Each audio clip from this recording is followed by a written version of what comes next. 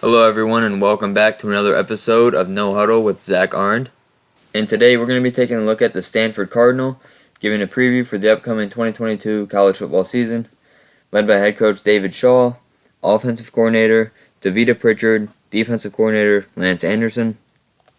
The Cardinal returned some very key players. They returned a lot of their starters from last year. Tanner McKee, the quarterback, one of the best quarterbacks in the country.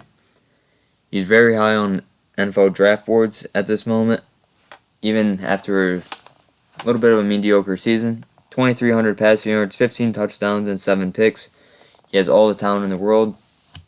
It's just going to come down to whether he can put up production worthy of getting drafted really high.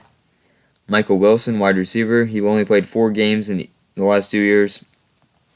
56 catches and 600 yards and 5 touchdowns in his last full season, which was back in 2019. Stanford returns cornerback Blue Kelly, 2021 second-team All-American. Last year, he had 2 picks, which was tied for the lead on the team. Some key losses.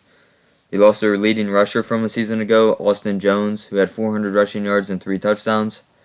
They lose outside linebacker Gabe Reed. He had 30.5 tackles for loss in his career at Stanford. Thomas Booker, D lineman.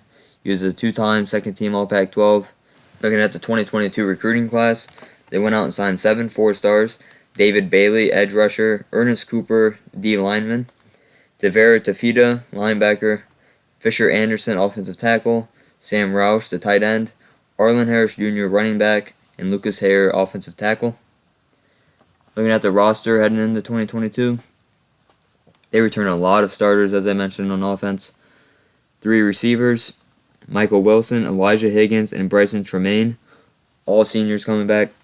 They returned 4 seniors on the offensive line, Walter Roos, Barrett Miller, Drake Nugent, and Branson Bragg, along with Miles Hinton.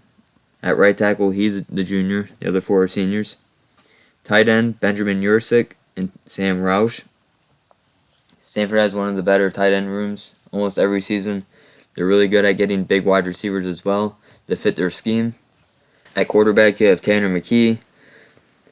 He's coveted by a lot of NFL teams right now. A lot of draft boards, as I said. He has the weapons around him. He has the offensive line. Hopefully he can have a productive season. Stanford's in much need of having a quarterback with a big season, especially after losing your running back, Austin Jones.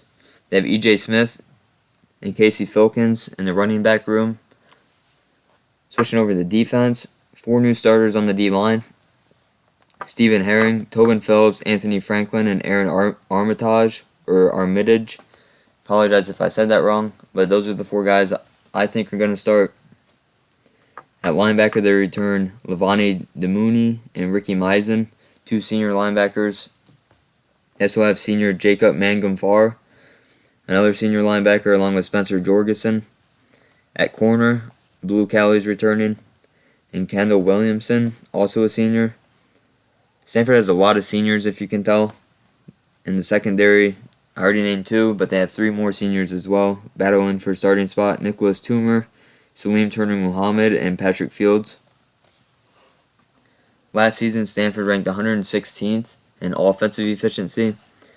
Defensively, they finished 122nd in efficiency. Offensive explosive plays, they were 104th. Defensive explosive plays, 115th. They were 98th in finishing drives, with a minus 10 turnover margin, which is one of the worst in the country. That ranked them at 123rd.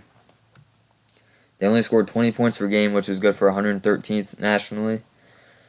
They averaged about 302 yards per game, which was good for 122nd. They allowed 32 points per game, which is good for 106th in the country. But they allowed a whopping 450 yards per game, which was 114th. Those stats were good for a 3-9 record, 2-7 in the Pac-12. They did get 2 big wins at USC and Oregon, so 2 of their 3 wins were against quality programs. 2022, looking ahead to their schedule, I have them going 4-8. Colgate, the opener, that's a win. USC, I think they'll lose that, along with losing the next 2 games on the road at Washington and at Oregon. Oregon State comes to town. I think Stanford's going to defend home turf there and get the win. They take a trip to South Bend. I think they'll lose to Notre Dame. Beat Arizona State the following week. At UCLA, travel and play Chip Kelly. I think they'll lose there as well. Washington State, I think that's a win. So they're sitting at 4 wins right there. I think they're 4-5 at that point. But I do have them losing the rest of their games, losing 3 to close out the year. At Utah, I think that's a loss. At Cal, also a loss. And then they finish up with a game against BYU. I think BYU is going to be very good this year. I think that could be a bad matchup for Stanford, and I have Stanford losing that one as well. Stanford as a program used to be at the top of college football, if not the top. They were always near the top, especially from like 2010. About 2016, 2017 probably. They were always near the top players, a lot of draft picks. But recently, David Shaw, something changed. Recruitment has fallen off. Development hasn't been the same. I wouldn't say this is the bounce back year, 4-8. Obviously, the standard's 8-4 and better at Stanford. But the talent's here. I have 4-8 written on this paper for the schedule. But the ceiling of this team's a lot higher than that. The ceiling's bowl eligible and beyond. It's just whether David Shaw, his coaching staff, can get it put together. I mean, David Shaw has a 93-45 record at Stanford. So we all know he can win games. I mean, he has 45 losses in the last 3 or 4 years. Has been a big struggle for them. So looking ahead to 2022, I honestly hope they get back to a bowl game. That'd be good for the program, good for the Pac-12. But my prediction is they go 4-8 and David Shaw's 12th year up at Stanford. That's going to do it for today's video, guys. Make sure to leave a like, subscribe to the channel, and I hope you all have a great day. I'll catch you in the next one.